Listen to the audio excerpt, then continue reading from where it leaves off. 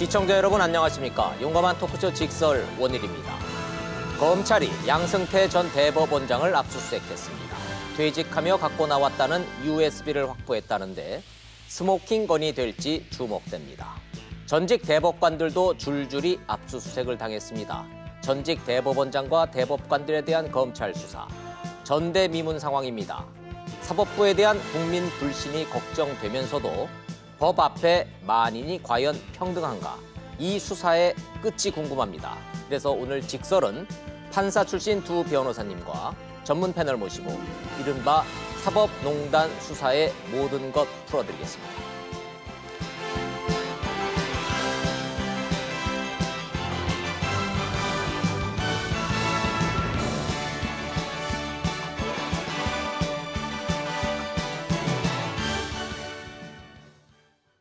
함께 해주실 분들 소개하겠습니다. 말씀드렸던 여상원 변호사, 서기호 변호사, 그리고 차재원 부산카톨릭대 교수님 세 분 모셨습니다. 어서 오십시오. 안녕하세요. 사태가 심각하게 진행되고 있습니다. 검찰이 확보했다는 양승태 전 대법원장의 USB, 이것부터 살펴보는 게 순서인 듯합니다.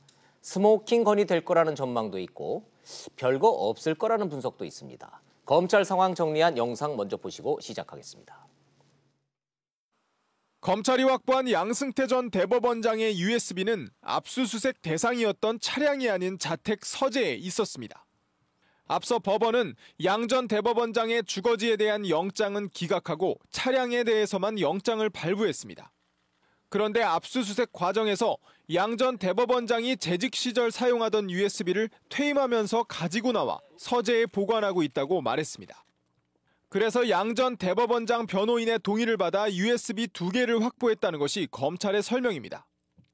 이렇게 사실상 양 전 대법원장이 USB를 자진 제출한 데다 수사가 시작되고 100일 넘게 시간이 지났기 때문에 USB 안에 중요한 증거가 남아있긴 어려울 것으로 검찰은 보고 있습니다. 검찰 관계자는 양 전 대법원장이 수사에 협조하는 모습을 보여서 자택에 대한 압수수색을 피하려 한 것으로 보인다고 자진 제출 의도를 분석했습니다. 검찰은 그러나 지워진 데이터를 복구하다 보면 증거가 나올 가능성도 있다고 보고 정밀 분석 작업을 하고 있습니다. 일부 재판 개입 과정에 양 전 대법원장의 지시가 있었다는 전현직 법관들의 진술을 확보한 검찰은 양 전 대법원장의 또 다른 혐의를 입증할 진술을 확보하는 데 주력하고 있습니다. 어떻게 들으셨습니까? 검찰 출입하는 기자들이 정리한 상황 정리한 거를 보면은 USB를 확보하긴 했습니다만은 이게 뭐가 될지는 여전히 잘 모르겠다. 퀘스천 마크로 좀 들립니다. 주제가 주제이니만큼 오늘 첫 질문은 변호사님들한테 드리는 게 맞는 것 같습니다. 두 분 다 이제 판사 출신이긴데 먼저 여상원 변호사님한테 여쭤볼 수밖에 없네요. 판사 출신이신데 예. 전 대법원장에 대한 압수수색 영장에 피의자 양승태 이렇게 적시가 되어 있더군요. 네. 어찌 보면 당연한 이야기이면서도 참 낯설고 어색합니다. 그렇죠. 전직 대법원장을 이렇게 압수수색한다. 판사 시절부터 지금까지 법조에서 활동하시면서 상상은 해보셨습니까? 글쎄, 최근에 예.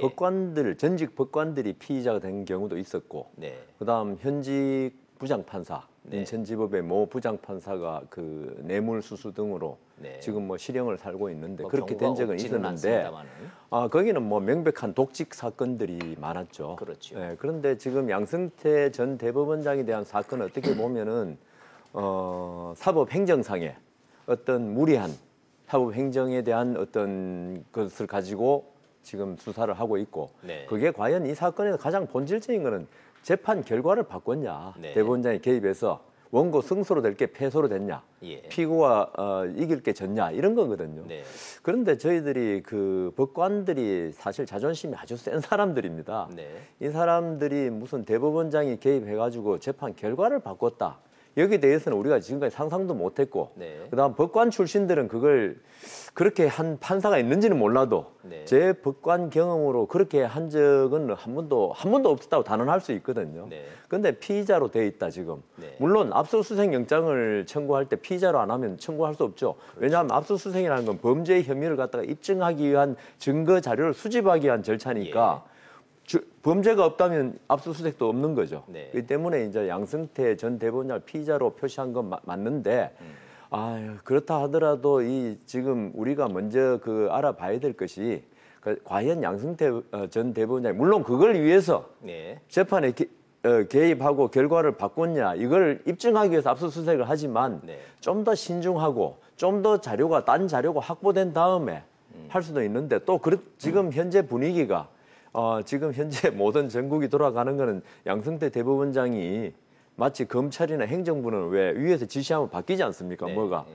그러나 똑같이 재판 결과를 바꿨지 않느냐 이런 여론적인 분위기가 있더라고요. 네. 거기서 아마 검찰이 시작한 게 아닐까 이런 생각이 듭니다. 판사 출신으로서 여 변호사님은 이 작금의 사태를 지켜보는 감정이 만감이 교차하시는 것 같아요. 그렇습니다. 제가 이게 듣고 보니 참 뭐라고 딱히 근거를 가지고 뭐 이거다 A다 B다라고 이렇게 단언하시지는 못하지만 네. 어찌됐든 전직 대법원장을 저렇게 압수수색하는 이 작금의 상황에 대해서 만감이 교차한다는 느낌을 받습니다. 뭐 한 가지만 더 말씀드리면은 뭐 나중에 윤석열 지검장 이야기도 나오지만은 저는 이 사건이 터졌을 때 네. 이게 양승태 전 대법원장이 유죄건 무죄건 혐의가 있건 없건 사법부는 이미 붕괴되기 시작했다. 네. 이게 유죄로 되면은 많은 국민들이 재판을 받았던 국민들이 내 사건도 이래서 졌구나. 네.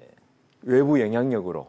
그다음 무혐의가 나고 이러면은 네. 이게 법원이 자기 봐주기식 검찰도 법원 앞에서 무력했다. 네. 이 사실은 진실은 개입했는데 그래서 사법부는 좀 많이 이번에 만신창이가 되지 않을까 해서 네. 사법부 법원에서 법관을 지낸 사람으로서 정말 말씀대로 만감이 교차합니다. 예. 그러나 뭐 검찰은 지금 법원을 죽이기 위한 수사가 아니라 살리려는 수사라고 지금 얘기를 하고 있고 이 수사 자체가 지금 시작된 지 지금 시청자 여러분들 잘 아시다시피 100일이 넘었습니다. 이런 상황에서 지금 몸통에 접근하고 있기 때문에 저희가 오늘 특별 주제를 마련했고 오늘 시간 많습니다. 뭐 하나하나 구체적인 얘기를 조목조목 좀 짚어 좀 봐야 되겠습니다. 오늘 한 분의 아주 귀한 또 초대 손님 모셨습니다. 서기호 변호사님. 네, 안녕하십니까. 예. 시청자들한테는 변호사님보다는 국회의원이었었던 서기호 그분 맞나 이런 질문들이 많습니다. 맞죠? 네, 맞습니다. 국회의원 하셨었던. 동일인입니다. 네, 하나 더 제가 더 직설적으로 설명을 좀 드리겠습니다. 판사 하시다가 임용 안 되셨는데 전문 용어로 잘리셨던 거죠. 네, 그런 셈입니다. 예, 2012년으로 제가 기억합니다만은 그리고 바로 이제 정치권으로 옮기셨고 정의당에 활동하셨었죠? 네, 그때 정의당 비례대표 국회의원이었습니다. 그랬었죠. 그래서 국민들이 서기호 이 새 이름을 대면은 변호사보다는 그 정의당 국회의원 했던 판사 출신 그분 이렇게 지금 기억을 하고 있어서 제가 그렇게 좀 여쭤봤습니다. 오늘 그것 때문에 이제 모신 거는 아니고 뭐 또 전체적인 총평 좀 부탁드려야 되겠네요. 어떻게 네. 보십니까 이 압수수색 보시면서? 전직 대법원장에 대한 압수수색이 굉장히 충격적이긴 하죠. 네. 있을 수 없는 일이 벌어지는 셈이고 저도 참 바라지 않는 일이었습니다만은 결국 터졌습니다. 그런데 중요한 거는 이게 개인 비리가 아니라는 겁니다. 전직 대법원장 되실 정도 되시는 분은 이렇게 자기 관리를 철저히 하시는 분들이 대부분 되시기 때문에 개인적인 비리를 저지를 일은 거의 없을 거라고 저는 생각합니다. 그리고 그런 일이 있다면 스스로 대법원장이 되지도 않았을 거고 스스로 뭐 사직하거나 하셨겠죠. 근데 그런 일은 지금까지 역사상 없었고요. 그런데 왜 이게 그러면은 이번에 압수수색까지 청구가 됐느냐? 결국은 이게 개인 비리가 아니라 상고법원이라고 하는 것을 무리하게 도입하려고 하는 과정에서 벌어진 사법행정권 남용에서 비롯된 그런 사건이거든요.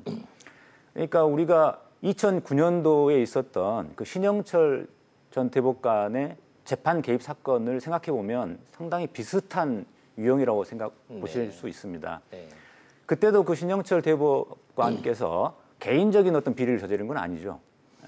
본인이 중앙지방법원장에 있으면서 사법행정권 행사의 일환으로 이런저런 판사들에 대해서 주문을 했는데 이게 담당 판사들이 느끼기에는 재판 개입으로 느낄 수밖에 없는 그런 거였다는 거죠. 네, 네. 지금 사건도 보면은 재판에 개입해서 결론을 바꿨냐라는 결과가 중요한 게 아니라 이미 대법원장과 대법관을 비롯한 이 사법행정 라인을 통해서 각 재판의 과정에 영향을 미쳤기 때문에 그 자체로 재판의 공정성이 침해된 겁니다. 네, 알겠습니다. 판사 출신 두 변호사님의 전체적인 총평을 좀 부탁을 드리는 온도차가 좀 제가 느껴져서 시청자 여러분들께 좀 중간 정리 좀 하고 좀 넘어가야 되겠습니다. 여성원 변호사님께서는 어찌 됐든 핵심적인 이 본질의 문제는 재판 거래했느냐 안 했느냐, 대법원 판결에 영향을 미쳤느냐 안 미쳤느냐, 결과가 중요하다라고 지적을 하셨고, 서기호 변호사님은 같은 판사 출신이시지만 재판 결과의 변경보다는 그 과정에서 양승태 대법원장 체제에서 조직적으로 이루어졌던 재판 개입에 대한 시스템적인 오류가 있었느냐, 이거를 더 중요시한다는 말씀으로 지금 총평을 좀 들어봤습니다. 지금 제3자 입장에 차재원 교수님한테도 좀 제 총평을 좀 부탁드려야 되겠습니다. 가장 걱정되는 거는 지금 국민들이 사법부를 믿지를 않습니다. 그렇죠. 사실 뭐 그리고 재판 당사자들은 대법원 판결 3세판으로 끝난 사건 가지고도 지금 불복하겠다고 좀 나서고 있습니다. 이런 상황에서의 지금 대법원장과 대법관들에 대한 이제 수사 어떻게 보세요?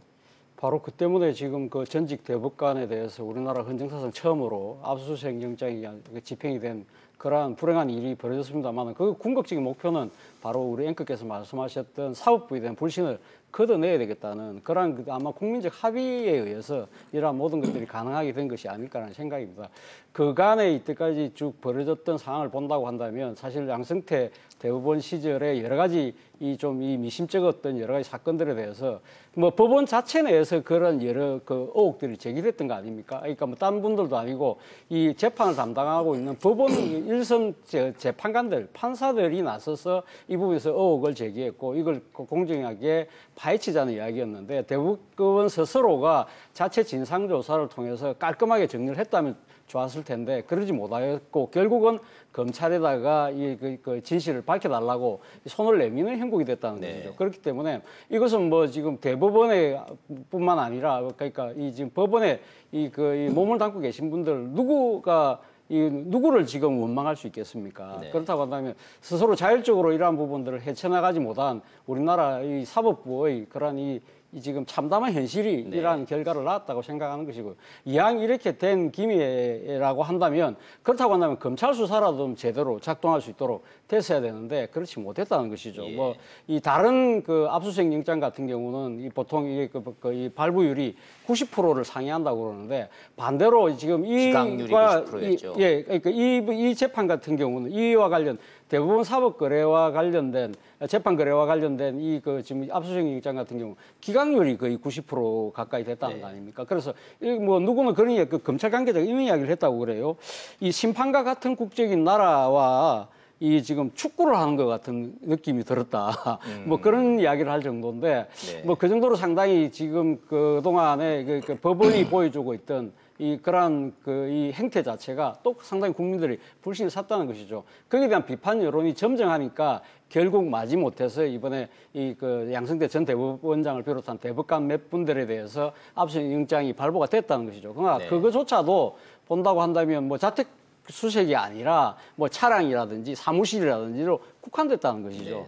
그런 상황을 본다고 한다면 여전히 지금 아직도 이 법원에서 지금 국민들의 비판 여론에 대해서 아직도 자각을 좀 못하고 있는 것이 아닐까라는 생각을 분명히 갖고 있다는 것이죠. 그럼에도 불구하고 저는 사실 이번 영장 발부가 된 것 자체는 나름대로 상당히 이번 이 사태와 관련해서 중대한 의미는 있다. 일단 몸통으로 지목되어 왔던 양승태 전 대법원장을 공식적으로 이제 수사할 수 있는 하나의 물꼬가 트였다는 것이고요.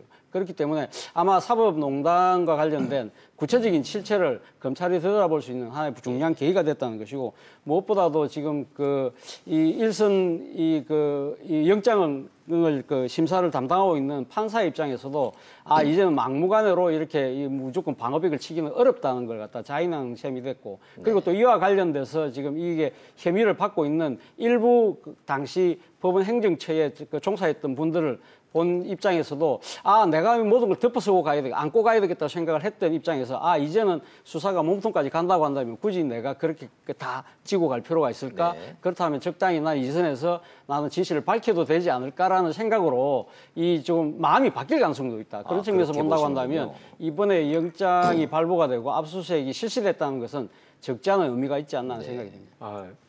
지금 그 나중에 그 왜 영장 압수수색 영장 기각률 뭐 말씀하시는 네, 네. 하려고 그랬는데 미리 말씀하시길래 예, 얘기 거기에 나오기 전에 좀 대해서 해주시죠. 예. 저도 평을 하자면은 네.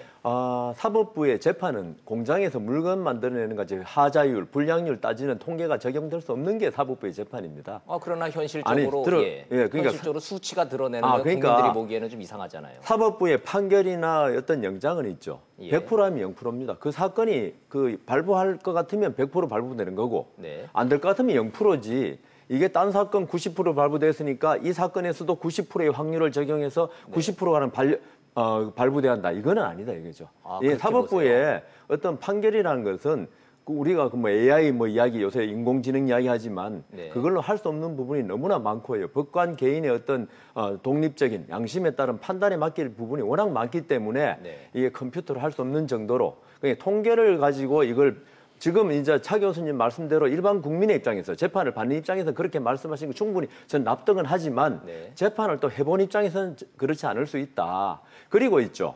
90% 발부됐는데 왜 이거는 90% 기각됐느냐. 그렇게 말씀하시는 이거 그러니까 분명히 그 사법농단에 대해서 의심을 가지고 그다음 비난하고 싶으면 그렇게 말할 수 있는데 또 반면 뒤집어 보자면요. 네. 그만치 지금 혐의 입증이 어려울 수 있다. 예. 영장을 담당하는 법관이 볼 때 지금 직권 남용이 주로 이제 그 혐의가 되는데요. 네. 그 부분에 대해서 과연 이걸 직권 남용으로 볼 수 있겠느냐. 네. 이 부분에 대해서 판사가 그러니까 이번에 명부장 판사가 명재권 부장 판사가 명부장 판사가 아주 훌륭한 부장 판사처럼 들리는데 그분이 그 발부는 했지만 그러면 그 전에 그 영장을 담당했던 판사들은 그냥 눈 감고 기각했느냐 그건 아니다 이거죠. 그분들이 볼 때 검찰이 압수수색 영장을 청구하면서 적어놓은 범죄 사실이 네. 좀 부족했다. 그래서 이번에 2천 몇 자를 적었다는 그것도 있었죠. 예. 그래서 저는 법관에 대해서 불신하려면 한이 없습니다. 아까 축구 심판 이야기 하셨지만은 그렇지만 우리나라만큼 심판에 대해 불신이 많은 나라 적은 것 많지 않은 것 같아요. 국가적 불행이기는 합니다만 그래서 현실적으로 제 생각에는 그 앞에 영장이 기각될 때 우리가 그 검찰의 영장 청구 사실을 정확히 지금 모르는 상태에서 이게 영장을 왜 기각했느냐. 당신이 어떤 그 사법부 자기 식구를 보호하기 위해서 그런 거 아니냐? 네. 요거는 아니다. 그건 좀 이거 넘어가는 말씀드리고 것 싶습니다. 자, 요 대목은 서기호 변호사님도 좀 설명을 좀 해주셔야 되겠습니다. 어떻게 보십니까? 예, 물론 통계라는 게 이제 한계가 있긴 합니다. 그래서 종전에 90% 이상 발부되었는데 이번 사법농단 사태에 대해서는 90% 오히려 기각이 되고 있다. 그래서 형평성 논란이 계속 제기됐는데요. 하지만 이제 그 통계 자체로 보면은 그만큼 제대로 발부가 안 되고 있는 건 사실인 거고요.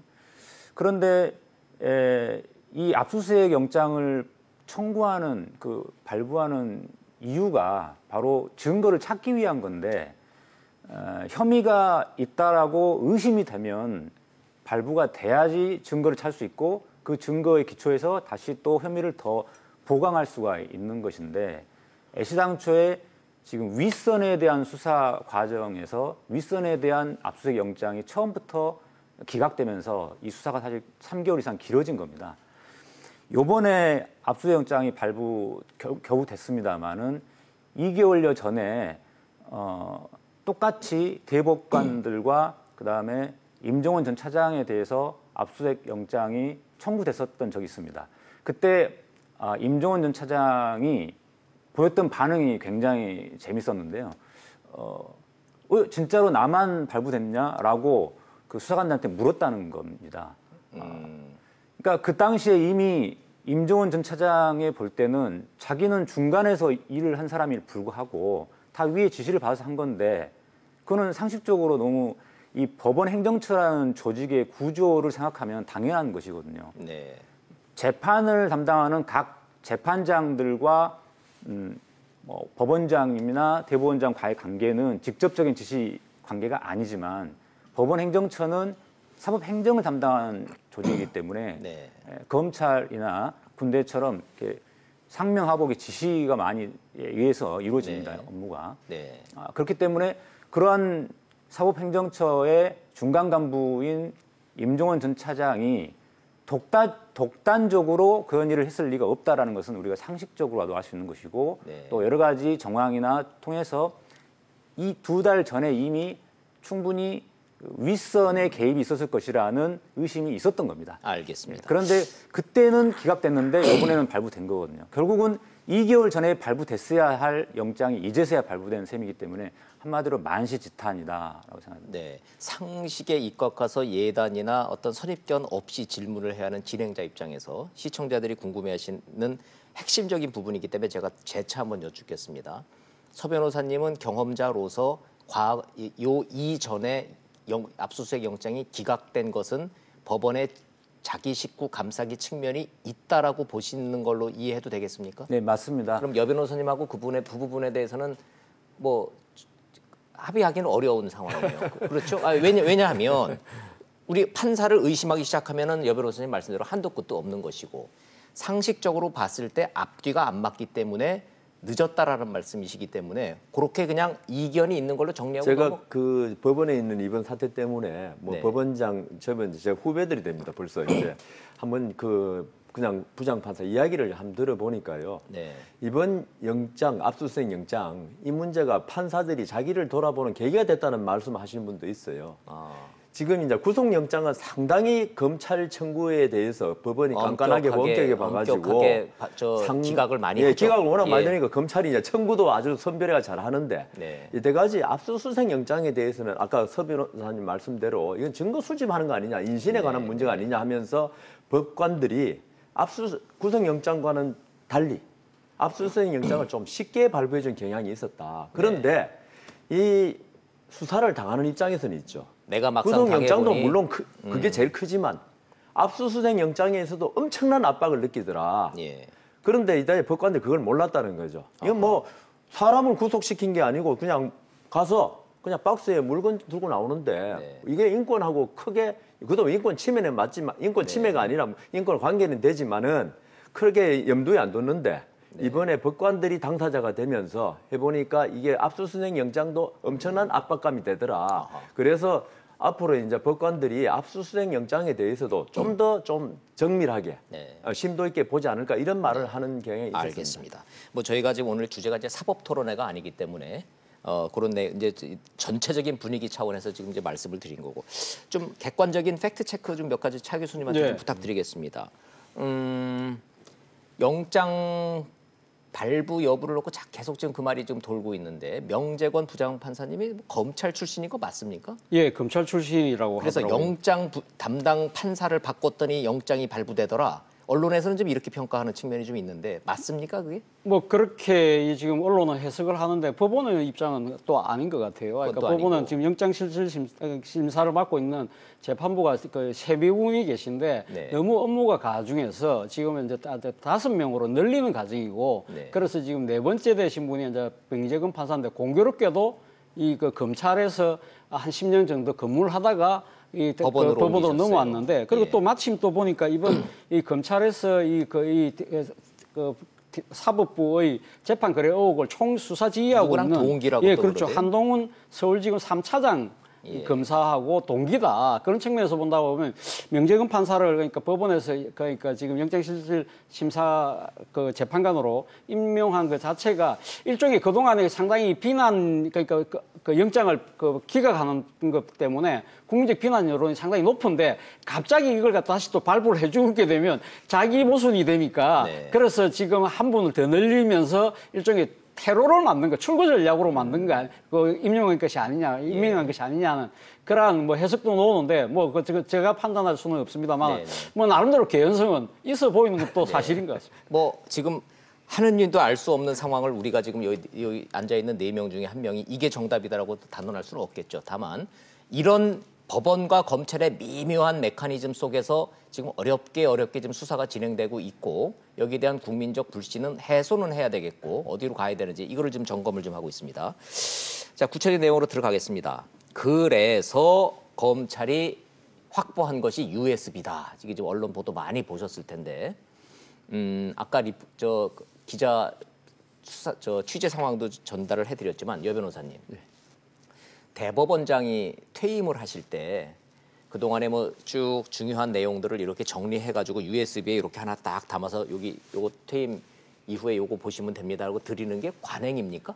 이건 대법원장님 하신 일이기 때문에 예. 저로서는 뭐 그렇게 하시는지 모르겠지만 저 사법부에 개인적으로는 그런 어떤 관행 같은 거 있습니까? 저 같은 부장판사 경우는 관두실 이제 때 부장판사를 그만둘 때 예. 왜냐하면 변호사를 하는 게 뭐 정해진 길이니까. 네. 근데 변호사 할 때 보면 형사 사건은 그렇게 필요가 없습니다. 저희들은. 네. 근데 민사 사건은 워낙 많은 사건의 중요한 쟁점에 왜냐하면 판결 쓸 때 그냥 쓰는 게 아니고 거의 대부분 판례도 인용하고 이런 거 예. 나중에 변호사 할 때 도움이 될 것이라고 생각해가지고 제가 썼던 판결들이죠. 남의 네. 판결은 제가 뭐 필요도 없고 그걸 USB에 담아 나온 거는 있습니다. 네. 그렇다면 대법원장님도 네. 자기 재임 시절에 중요한 뭐 사법행정에 관한 여러 가지 지시사항, 보고서, 연설문, 예. 대법원장님 연설을 많이 하시거든요. 뭐 신임법관 그때 이런 그걸 담아 오실 거는 명백히 있다고 보입니다. 그거 자체는 이상한 일이 아니고. 그걸 자체는 이상한 일이 아니죠. 그거는 네. 뭐 있는데 대법원장이 근데 지금 문제는 그 안에 진짜 아까 우리 말씀드린 어떤 사법행정의 직권 남용을 갖다가 네. 지시한 문서가 있느냐 없느냐 예. 그건데 그걸 갖다 대법원장이 이런 사건이 터질 줄 모르고 나왔으면 담아왔겠지만은 네. 어떨지는 아마 자기가 했던 문서는 거의 다 담아왔지 않을까 그런 생각이 듭니다. 자, 담아완 거 자체는 뭐 이상한 일이 아니라고 말씀을 하시니까 제가 다른 분들한테 조금 이따 여쭐게요. 궁금한 게 있어서 압수수색 영장은 이렇게 딱 대상이 명기가 돼 있잖아요. 네. 예를 들어서 원일이 앵커다 그러면 원일이 앵커의 휴대폰, 자택 서재, 뭐 승용차 뭐 이런 식으로 아주 명기가 아주 구체적으로 돼 있지 않습니까?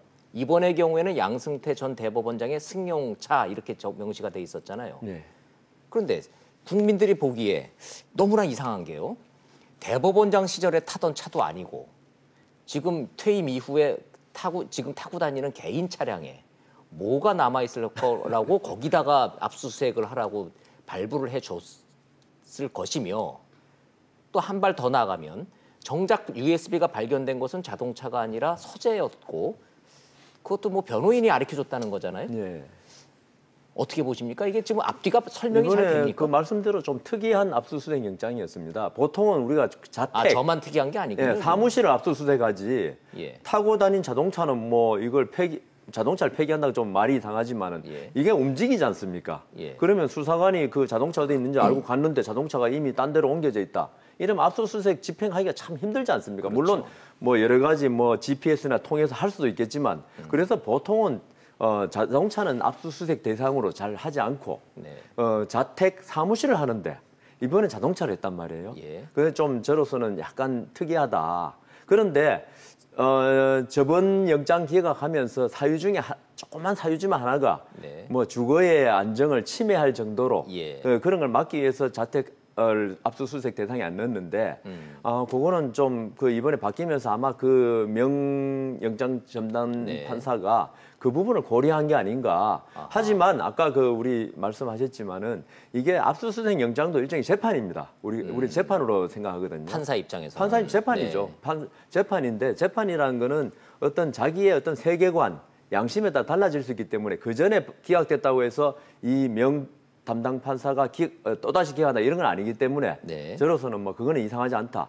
예. 생각이 다르기 때문에 하여튼 여하튼 결론적으로는 자동차에 대해서 했다는 거 네. 그거는 좀 특이하고 아까 그 변호사가 알려줘가지고 USB를 자택에서 발견했다는 거 네. 그건 압수수색 영장하고는 별개 문제입니다. 별개의 그거는 문제죠. 임의 제출이기 때문에 예. 압수수색 영장은 강제 수사고 임의 제출은 임의 수사기 때문에 네. 그거는 얼마든지 할 수 있는 겁니다. 자, 그럼 그 상황을 보시면요. 서 변호사님도 지금 이거를 판사 입장에서 한번 보시면 말입니다. 압수수색을 나갔단 말이에요. 당연히 뭐 지금 현재 자동차에는 뭐 상대방도 알고 나도 알고 뭐 별게 없을 거라고 나갔겠죠. 다만 자택을 도착을 했습니다. 검찰이. 근데 변호인이 별거 없으신데 저기 USB가 하나 있는데 저쪽 서재에 있으니까 적어 드릴게요. 이랬다는 상황이지 않습니까, 지금? 이해가 되십니까, 앞뒤가? 설명이 되는 이게 있을 그 통상적으로 그것은 일어나는 언론 보도에서 보면 예. 영장에 그 참여인 등이 네. 그 압수수색 대상물이 보관돼 있는 장소를 특정해 줬을 때 네. 그 장소도 할 수 있다라는 그 단서 조항이 있었기 때문에 네. 가능했다라고 언론 보도에 나와 있습니다. 그렇죠. 그러니까 예. 보통 그건 이제 현장에서 기자들이 다 확인을 했으니까 네네. 말씀하신 참여인이라는 대상은 변호인일 것이고 특정 장소라는 건 서재를 지목했다는 거고 거기에서 USB 가져가라고 순순히 내줬다는 얘기니까 그렇다면 상식적으로 유추를 해보면 별거 아니라는 거를 자신이 있으니까 변호인이 그냥 가져가세요라고 이미 제출 형식으로 줘버린 거 아니냐. 네. 이런 해석도 가능하지 않을까 싶어서 네, 그럴 여쭤보는 가능성 많습니다. 그래서 지금 이번에 양승태 전 대법원장 USB에는 별다른 내용이 없을 것이다라는 유책이 훨씬 더 맞는 것 같고요. 아하. 왜냐하면 2달여 전에 임종원 전 차장도 비슷한 상황에서 사무실 압수수색을 했는데 그때는 그분이 직접 임의 제출했는지 아니면은 압수수색의 형태로 그 USB를 가져갔는지가 좀 애매한 부분이 있습니다만은 네.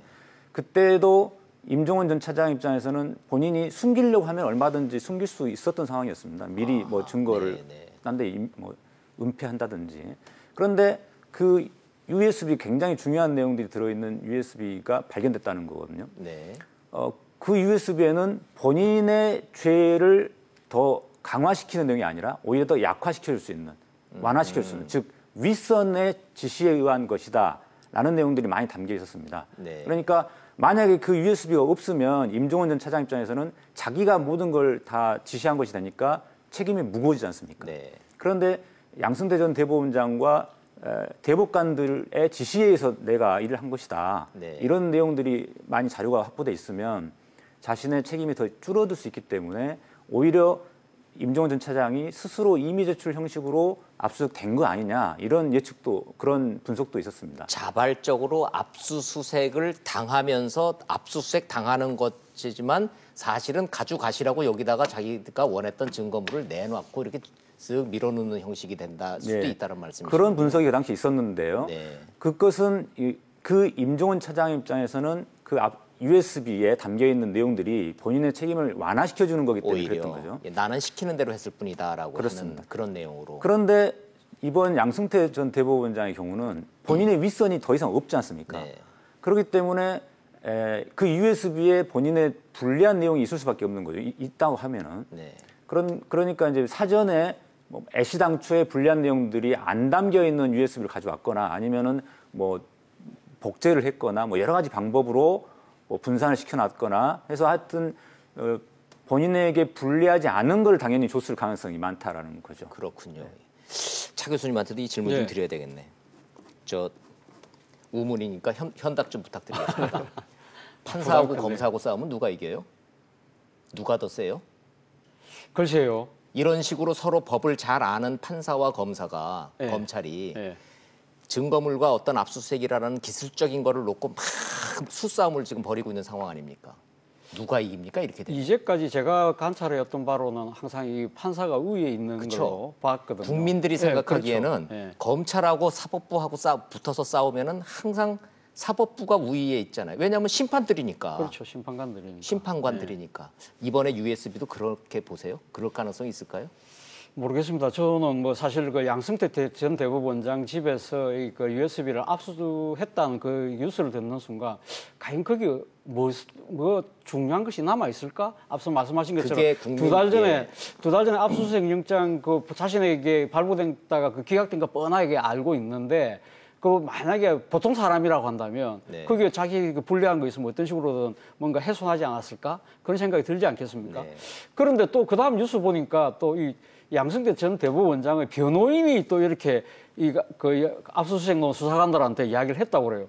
그럼 이런 상황은 또 뭐지? 저는 좀 이해가 잘 안 되더라고요. 그럼 네. 도대체 그러면 이런 상황을 어떻게 이해를 해야 될까? 그러니까 어제 저녁에 보니까 밤에 이 뉴스를 보니까 뭐 여러 가지 분석들이 나오는데 뭐 일종의 뭐 양승태 전 대법원장이 선수를 쳤다. 자신의 집에 대해서 압수수색 놓는 걸 막기 위해서 이 정도 내가 제출했으면 내 성의를 다했으니까 우리 집 압수수색하는 건 좀 그만해달라 그런 의미였다. 또 일각에서는 나름대로 상당히 나는 이 사법 거래 이 이 의혹과는 상당히 무관하다 이런 자신감을 표시했다. 자신감의 뭐 표현이다. 여러 가지 이야기들이 나옵니다만 진실은 저도 잘 모르겠지만 네. 그러나 정말 우리가 좀 납득이 불가능한 상황이다. 예. 하는 상황인가 분명한 것 같고요. 네. 그렇기 때문에 일단 이 압수물에 대해서 뭐 그 검찰이 뭐 포렌식 방식으로 해서 그동안 지워졌던 것도 복구하는 걸 한번 시도를 해보겠다고 하니까 네. 뭐 만약에 지워졌다고 한다면 그런 부분들에서 실체적 진실을 과연 넣을지 그리고 실제 또 본인이 퇴임하실 때 아까 뭐 여상훈 변호사님 말씀처럼 뭐 다 본인이 했던 걸 다 담아갈 수도 있지만 실제 또 안 담았을 수도 있는 거 아니겠습니까? 그렇죠. 그렇다고 한다면 예. 만약에 맹탕이라고 한다면 봐라 나는 나 보고받은 거 없지 않느냐 네. 자신의 이 무죄 증명을 할 수 있는 아하. 그런 유력한 증거도 될 수 있지 않을까 하는 생각입니다. 예. 본인이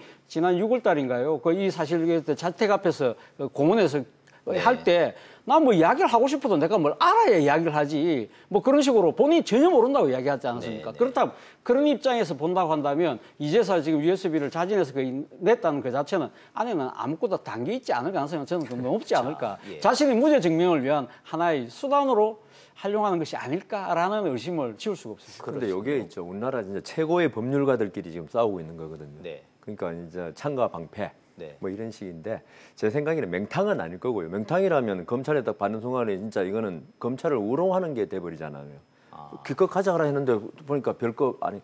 그래서 제 생각에는 아까 우리 서 변호사님 말씀하신 대로 임종원 그 차장과 비슷하게 아마 자료는 상당히 있을 겁니다. 근데 네. 이게 결국 사법농단이라고 우리가 지금 주장하는 예. 이것과 관련된 자료는 거의 없을 것이다. 없을 것이다. 왜냐하면 그리고 이거 포렌식 한다고 그랬는데요. 포렌식 해도 이걸 복사를 해버리면은 지운 건 없잖아요.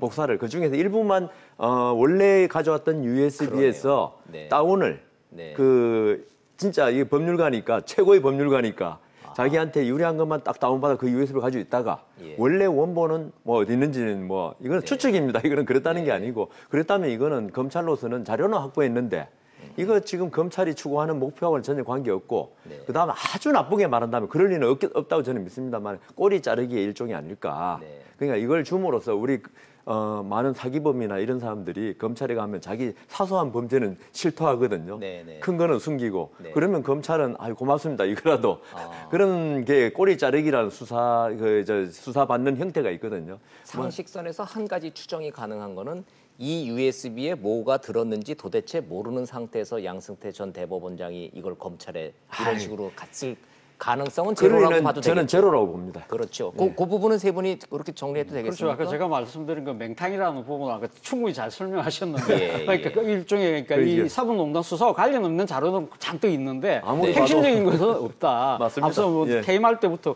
문제가 되는 부분들은 뒤가 오정에서 없애버리고 그러니까. 자신이 이거 무관한 자료만 다운받아서 올 가능성이 있다는 거죠. 그렇기 때문에 이걸 무관하거나. 내면 봐라 나는 없지 않느냐 예. 이렇게 이야기할 수 있다는 거죠. 제 무관하거나 이야기 나와 상관없는 일이라는 걸 입증할 만한 또 다른 증거가 될 수 있는 문건들만 잔뜩 담아서 제출했을 가능성. 자, 뭐 이런 대한민국에서 법에 관한하는 최고의 고수들이 지금 모여서 이런 다툼을 지금 하고 있는 상황입니다. 시청자 여러분들도 오히려 이럴 때일수록 상식에 입각해서 사건을 들여다보시면 아, 이런 거구나. 상황은 지금 충분히 이해가 되셨으리라 믿습니다. 이런 기술적인 문제 말고요. 우리 이제 본질 한번 가보자. 본질. 도대체 이 대한민국이 이 양승태 전 대법원장님을 비롯해서 전 사법부 전체 대법관들을 놓고 왜 이 난리를 펴야 되는 겁니까? 본질이 뭡니까 지금, 여 변호사님? 결국은 이게 발단됐던 게 예. 양승태 전 대법원장이 상고심, 예. 대법원이 너무나 사건이 많아가지고 예. 상고심이라는 대법원 고대법원 설명을 생략하셔도 점프하셔도 될 네, 것 같습니다. 그래서 왜냐하면 시청자들이 이제 다 알고 그걸 계시니까. 하기 위해서 위에서. 청와대 박근혜 전 대통령과 거래했다. 어떤 거래를 해야겠다. 거래를 하기 위해서는 대통령 입맛에 맞는 판결을 내줘야 해가지고 되겠다. 이걸 갖다가 바터 예. 교환하는 식으로 해야겠다. 거기서 출발한 건데 그렇게 해서 의심받는 판결들이 몇 가지 있습니다. KTX, 예. 징용 뭐 그것도 점프하시죠. 네, 점프하고 그리고 예. 가장 중요했던 게 강제징용 판결이죠. 네, 거기에 대해서 그 대법원에서 파기대가 내려갔는데 네. 다시 올라왔다고 해서 이걸 왜 5년씩이나 끄느냐, 네. 몇 년씩이나 끄느냐. 이게 그러면서 대법원장이 그 해당 재판부에 네. 행정처를 동원해서 그 재판을 갖다가 끌게 하거나 네. 아니면 결론을 바꾸게 하는데 역할을 했느냐. 압력이라고 그래야 되나요? 예. 그럼 뭐 직권 남용이니까 그런 행위를 한 것이 아닌가 하는 그게 지금 이 사건의 본질인데 의혹을 받고 있는 거죠. 그렇죠. 그 정점에 양승태 전 대법원장이 있는 거다라고 예. 검찰은 의심하고 있는 거고 그또 동기가 아까 예. 말한 상고심이 있으니까 그렇죠. 충분히 그렇게 할 만한 동기가 있었다. 동기가 있다. 이렇게 의심하고 있는 겁니다. 자, 요게 이제 본질입니다. 시청자 여러분한테 더 이상의 깔끔한 설명이 필요 없을 정도로 이 의혹 사건의 본질을 설명을 해주셨는데 대단히 조심스럽습니다만 여 변호사님들의 판사 출신 법조인으로서 견해를 여쭙습니다. 그 의혹에 대해서 어떤 의견을 갖고 계십니까? 저보고 말씀하라고 그러면요. 네. 저는 판결 결과에는 영향이 없었다. 없었다. 그거는 저도 재판하면서 한두 번 이런 그 법원 고위층에서 이야기를 들은 적은 있습니다. 뒤집어 얘기합니다. 결론을 바꾸라는 이야기가 아니고 예. 그게 잘 알아봐 달라. 당신이 하고 있는 사건에 관해서 예. 어떤 거냐. 이건 뭐 결국은 그 대법관이 어느 원고나 피고의 한쪽 편의 말을 전할 때는 네. 그쪽 편에 유리하게 해달라는 그런 게 함의돼 있지 않겠습니까? 그 말씀인즉슨 예. 대법관들이 양승태 대법원장의 그런 압박을 받아서 재판 결과를 뒤바뀌었을 리는 없다고 보시지만 그 얘기인즉슨 양승태 전 대법원장과 그 법원 행정처는 그런 시도를 했을 개연성은 있다고 보십니까? 그러니까 그게 이제 그 워딩 네. 말의 어떤 의미를 갖다 어떻게 해석하냐는데요. 같은 말을 해도 그게 뭐 우리가 샘물을 먹어도 독사가 먹으면 독이 되고 네. 소가 먹으면 우유가 된다는 식으로. 근데 저는 그때 그런 말이 들어왔을 때 진짜 이거는 법관의 제 양심에 너무 치배된다면서 오히려 그걸 과감히 잘랐는데 네. 그 법관들이 사실 우리 서 변호사님 계시죠. 법관들이 아주 자존심이 센 조직입니다. 그러나 국민들은 그 근데 안 명제에 믿죠. 동의하다고 볼 수는 예, 없죠. 안 믿는데 그래서 제가 저를 기준으로 이야기한다는 거죠. 예. 딴 분들 뭐 어떻게 했는지는 제가 모르니까 그건 양심의 문제지. 양심의 문제를 제가 들여다볼 수는 없었으니까. 그런데 지금 문제는 대법원에서 일어난 사건에 관해서 지금 개입했느냐는 게 이번 사법농단의 주축입니다. 예. 일국의 대법관이 된 사람들이 네. 물론 그 대법원장이 자기를 추천해가지고 그 대법관이 됐지만 대법원장 말 하나에 의해 가지고 네. 결론을 바꾼다. 이건 저로서는 아예 있을 수 상상이 없는 안 일이다. 되는 일이기 때문에 네. 다만 대법원장이 재판부에 대법관 혼자 재판한 거 아니지 않습니까? 네. 네 명이 소부로서 이제 재판하는 건데 한 분한테 이야기한다고 되는 건 아닙니다, 네. 사실. 아니, 충분히 설명을 해주셨습니다. 제 두 번째 질문을 지금 네. 대답을 안 하시고 계시는 겁니다. 자, 예. 대법관들이라는 사람들이 압력받아서 결과를 바꿨다라는 거는 판사 출신인 나로서는 상상할 수 없다. 이해합니다. 네. 예, 이해합니다. 아무도 네. 모르는 일이니까. 두 번째 질문. 그럼에도 불구하고 양승태 대법원장 체제는 그런 압박을 놓아서 거래를 하려고 했었던 개연성이 있다 없다. 그러니까 제가 볼 때는 네. 그 재판부에 충분히 예. 의견을 물어본 적은 있을 겁니다. 당신들 생각이 어떠냐? 언제 선고할 거냐? 이거는 충분히 물어볼 수 있고 그는 행정처를 통해서 보고를 받았을 것입니다. 직접 물어본 게 아니고 행정처를 통해서. 직권남용입니까 아닙니까? 물어보면. 저는 네. 개인적으로 직권남용이 아니라고 봅니다. 아니라고 본다. 전화를 받았습니다. 네. 판사가 잘 좀 들여다보세요. 그리고 전화를 끊었어요. 네. 뒷골 뜨끈하지 않을까요? 이거 뭐지? 저는 화가 났었습니다. 원하는 게 뭐지? 그런 경험 없으세요? 그러니까 저는 화가 났었습니다. 그럼 그래서 옷 벗어버리셨어요? 옷 벗은 게 아니고 예. 제 소신대로 재판하는 거죠. 소신대로 저는 한다. 대법관이나 뭐 법원장이 어떤 말을 하더라도 예. 물론 장기 미제 사건에 관해서는 조금 압박을 받습니다. 그렇지만 그냥 일반 사건에 관해 말하면은 그냥 제 소신대로 하는 거지. 그게 저는 법관으로서 마지막 보루라고 생각합니다. 알겠습니다. 정리하겠습니다. 재판 결과 바뀌었을 리 없다. 그런 물어보고 챙겨는 봤을 개연성은 있다. 그러나 그거 가지고 직권남용이라고 보기 어렵다. 이렇게 정리해도 될까요? 네, 그렇죠. 좋습니다. 서기호 변호사님 똑같은 질문 여쭙겠습니다. 예, 첫 번째로 재판 결과에 영향이 없다라는 부분은 네. 재판의 본질이 어떤 사건은 100% 확신이 들어서 이거는 유죄, 무죄 이렇게 결론을 내릴 수 있는 사건이 있는가 하면 네. 대부분의 재판 사건들은 굉장히 헷갈립니다. 어렵습니다. 더군다나 정치적인 현안에 대해서. 그렇습니다. 판단이 어려운 사건들이 대부분이 특히나 많이 있는데 예. 복잡한 사건일수록 그다음에 이슈가 되는 사건일수록 그때 어떤 윗선의 행정처에서 어떤 압력이나 어떤 문건이 왔을 때 영향을 받을 수는 있다는 겁니다. 또 한 가지는 재판에서 예. 판사가 재량의 여지가 있는 부분이 상당히 많습니다. 예를 들면 영장을 발부할 거냐 말 거냐. 예. 이거는 상당한 재량이 있습니다. 그다음에 위헌 제청을 할 거냐 말 거냐. 이 부분도 마찬가지입니다.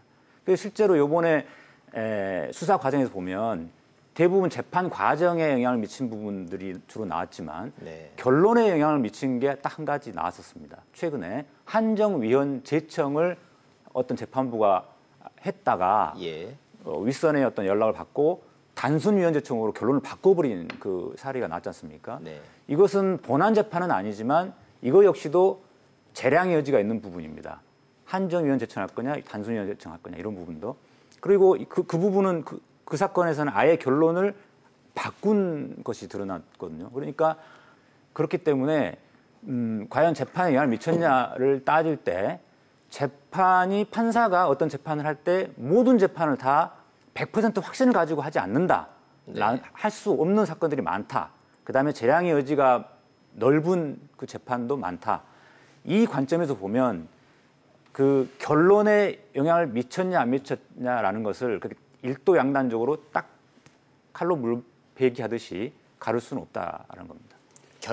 뒤집어 얘기하면은 재판 결과가 이런 압박과 이런 조직적인 이 압력 때문에 공기 때문에 억눌려서 뒤바뀌었을 가능성도 배제할 수 없다 이렇게 말씀하시는 건가요? 그러니까 저는 뒤바뀌었을 가능성보다는 영향을 받았을 가능성 이렇게 받았을 가능성이 하고 싶습니다. 있다. 왜냐하면 뒤바뀌었을 가능성 이렇게 표현하면 네. 이미 나는 100% 결론을 가지고 있는데 이 결론이 뒤집어졌다라는 것이 되잖아요. 예. 근데 제가 말씀드린 것처럼 재판이 그렇게 100% 확신을 가지고 결론을 내리지 못하는 사건도 상당히 많습니다. 예. 그다음에 재량의 여지가 넓은 부분이 많습니다.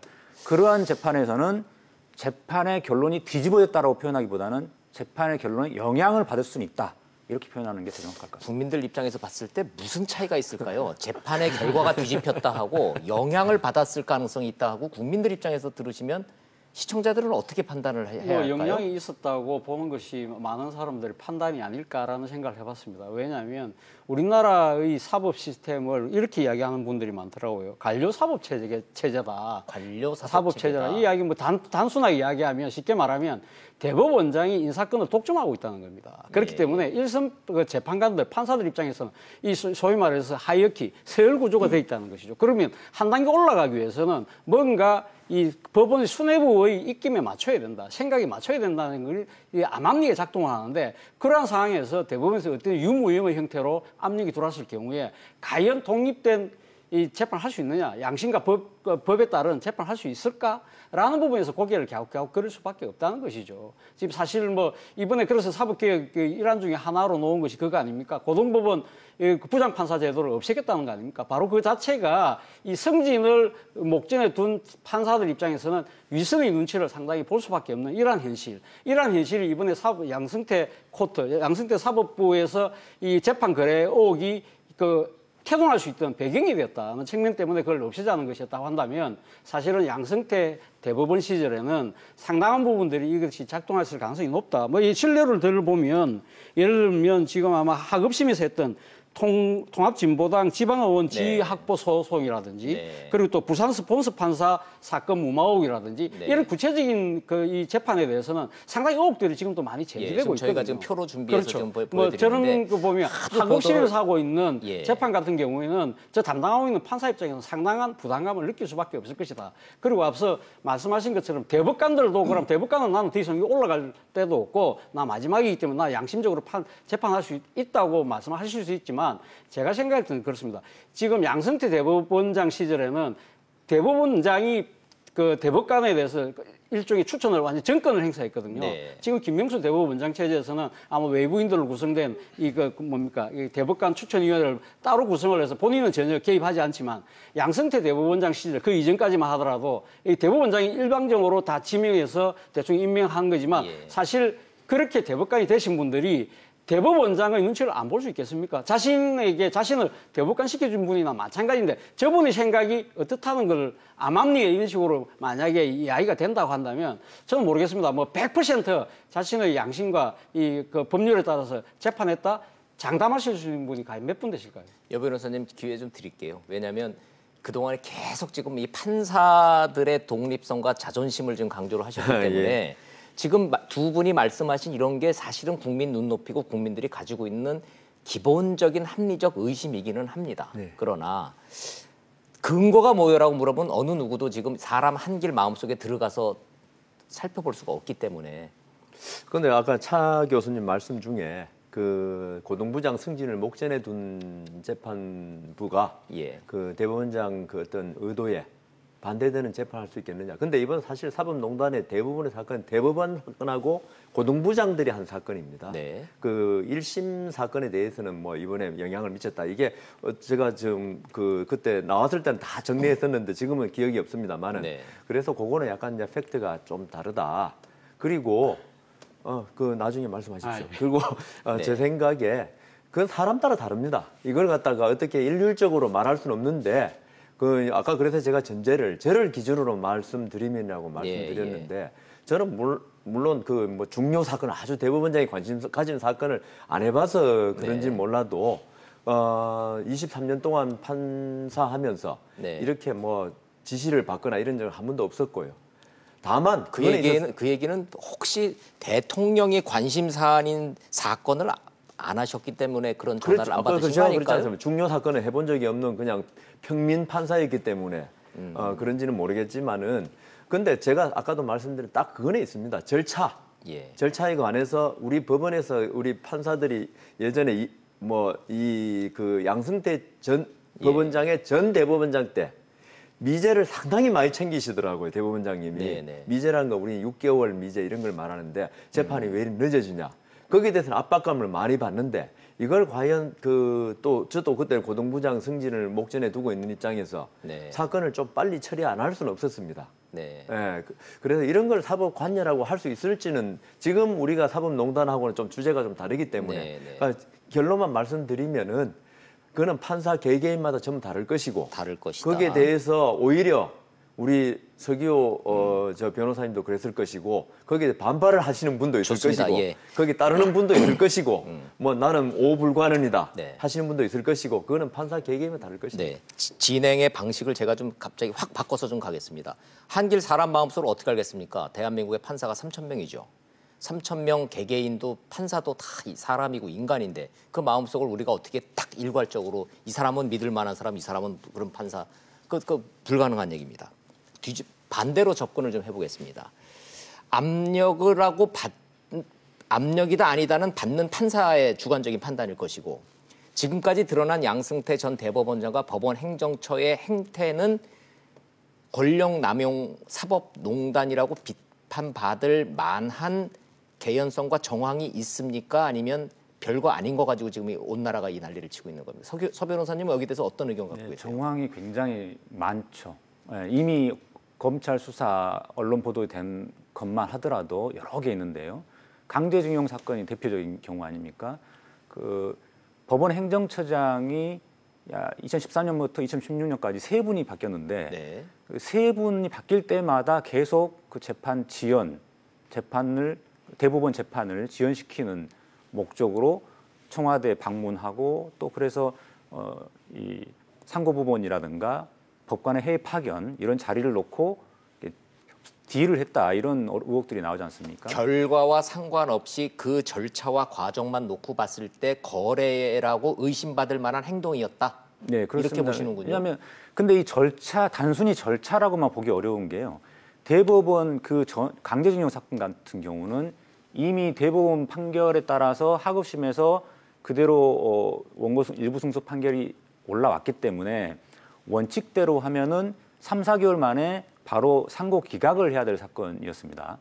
그런데 그 사건이 이유 없이 3년 이상 계속 미뤄졌던 거거든요. 그래서 이거는 재판이 지연됐다라는 일종의 재판 과정이나 절차처럼만 보이지만 사실상 결론이 본질이다. 바뀌고 있는 것이죠. 상고 기각으로 됐어야 될 3, 4개월 만에 끝났어야 할 사건이 3년 동안 질질 끌면서 상고 기각이 아닌 쪽으로 바뀌고 있는 그런 과정인 겁니다. 알겠습니다. 죄송합니다. 잠깐만 제가 끊고 똑같은 질문을 여변호사. 왜냐하면 저희는 일반 국민들은 법적인 그런 기술적인 걸 모르니까 그 3개월 만에 끝내야 될 거를 질질 끈 것만으로도 이거는 의심받을 만하다라는 저 서 변호사님의 지적에 대해서 여 변호사님은 법조인으로 어떻게 평가하십니까? 저도 이 사건이 터졌을 때 네. 다른 사건은 모르겠는데 예. 일제 강제징용 사건은 예. 나는 조금 이해하기 어렵다. 아하. 왜냐하면 아까 말씀하신 대로 하급심에서 대법원 판시 취지대로 해가지고 올라왔으면 금방 끝나는 사건인데 네. 3년 이상 그동안에 원고가 2명이나 돌아가셨다고 그래요. 예. 그래서 그는 의심스럽다 했는데 제가 이번에 법원 관계자 말을 들어보니까 아하. 대법원에 와가지고 이게 한일 배상 청구권 문제인데 예. 이게 그때 이게 포함됐느냐 예. 안 됐냐 가지고 쟁점이 많은데 이번에 다시 상고하면서 이 피고 측이죠. 결국 대한민국 정부 측이 많은 새로운 주장을 했다고 그럽니다. 네. 그래서 아마 연구관들이 그걸 하면서 시간을 끈 게 아니냐 하는데 모든 걸 떠나서 이 부분에 대해서는 저는 석연치 않은 면이 있다는 것은 인정합니다. 설명이 잘 안 된다는 예. 거는 두 분이 그 부분 일치를 하시네요. 차 교수님. 예. 그 과정에서 검찰이 들여다보니까 지금 법원 행정처 인사들과 이 유명 인사들이 청와대 들락날락하고 김기춘 실장 만나고 이래서 그렇죠. 박근혜 전 대통령의 뜻이 이렇게 있으니 국익 차원에서 시간 끌면서 좀 갑시다라고 하는 정황이 지금 검찰이 그리고 있는 그림이지 않습니까? 그렇죠. 뭐 2013년도에 법원 행정처장이었던 차한성 대법관이 당시 김기춘 비서실장하고 그것도 예. 외교부 장관하고 모여서 그 부분에 대해서 이야기를 했다는 것 자체가 뭐 사실 보도가 되고 있습니다만 또 그 다음에도 또 그 다음 후임인 당시 박병대 뭐 행정처장입니까? 그분도 또 김기춘 비서실장하고 똑같은 상황을 갖고 또 논의를 했다는 것이거든요. 아하. 뭐 모르겠습니다. 저는 박근혜 당시 대통령이 어떤 생각으로 이 재판에 뭐 지금 개입하려고 했는지 모르겠지만 제가 미루어 짐작 끝에는 자신의 아버지 박정희 전 대통령이 당시 한일 국교 정상하면서 그때 맺었던 그런 합의 자체를 일종의 아버지의 레거시로 갖고 와야 되겠다. 이것이 허물어질 수 있는 거라고 판단, 자신의 판단 때문에 이러한 그러니까 이 일제 강조 징령이 당했던 분들의 한 맺힌 억울한 사연들을 그냥 짓밟아버리는 그런 상황으로 갔다는 것 자체는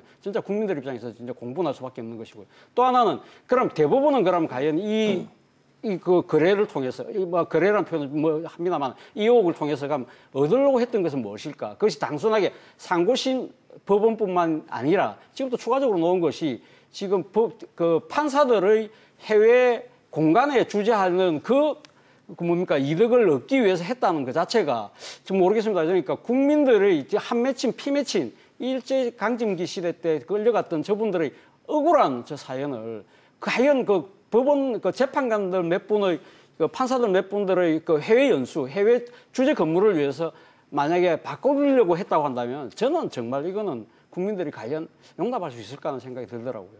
아니 뭐 그렇게 지금 엿바꿔 먹듯이 고고하고 이건하고 물론 그렇게 바터를 했다는 아닌데 증거는 아무것도 없죠. 그런 의혹 자체가 제기된다는 것 자체가 예. 국민들 입장에서는 정말 통탄을 놓으신 거죠. 그렇습니다. 자, 시청자 여러분 지금 어느 부분이 문제가 되고 있는지를 지금 짚어보고 있습니다. 다시 서 변호사님한테 이어서 가도록 하겠습니다. 자, 결과에 상관없이 이런 과정과 절차상으로 석연치 않은 이걸로 미루어서 양승태 전 대법원장 체제가 사법부 전체가 재판에만 몰입하지 않고 법과 양심에 따라서 재판만 하지 않고 정치를 하려 들었구나. 이렇게 의심만 합니까 지금 상황이? 네, 그렇습니다. 왜 그런 일이 벌어졌을까 보면은 상고법원인데요. 예. 그 상고법원이 그 단순한 그 어떤 법원의 제도 변경이 아니었습니다. 고위법관의 이제 자리 늘리기라고 하는 인사권이 강화되는 그리고 예. 판사들에 대한 통제가 강화되는 그런 시스템의 완비 이렇게 이해를 해야 되는데요. 고등법원 부장판사 승진제도 아까 이제 우리 차 교수님께 말씀하셨지만 그것을 완성하는 단계가 바로 고등부장들 중에서 또 상고법관들을 선발하는 거기 때문에 네. 그 당시에 그 상고법원에 올인하다시피 이렇게 무리를 해서라도 이걸 통과시켜야 되는 그런 절박한 상황이었던 것 같습니다. 그 점을 보면 이렇게까지 할 수 있겠구나라는 것을 알 수 있고요. 또 한 가지는 강제징용 사건처럼 다른 특별한 사정이 없는데 그냥 3개월에 기각될 게 3년 이상 끌었다고 하면 무슨 뭔가 검토할 게 더 있어서 그런가 보다 이럴 수가 있지만 행정처장들이 3분이나 돌아가면서 김기춘 비서실장을 만나고 이런 과정들이 있었다라는 거. 또 한 가지는 이제 통진당 사건처럼 그때는 박병대 행정처장이 그 누구죠? 이규진 상임위원을 통해서 네. 또 그 사람이 또 친분이 있는 뭐 신모 부장판사를 통해서 재판장에게 연락을 했고 네. 그다음에 부산의 문모 판사 사건의 경우에는 고영한 그 행정처장이 네. 윤인태 부산 고등법원장에게 직접 전화를 해서 예. 그 고등법원장이 해당 재판장에 또 전화를 하고 이런 구조로 재판에 개입했다라는 구체적인 진술까지 나와 있는 상태. 예. 그래서 지금 거론하셨던 그런 모든 인사들이 지금 다 지금 검찰 수사 대상이고 압수수색 받고 있고 이런 초유의 사태로 지금 오고 있는 거죠 지금. 네.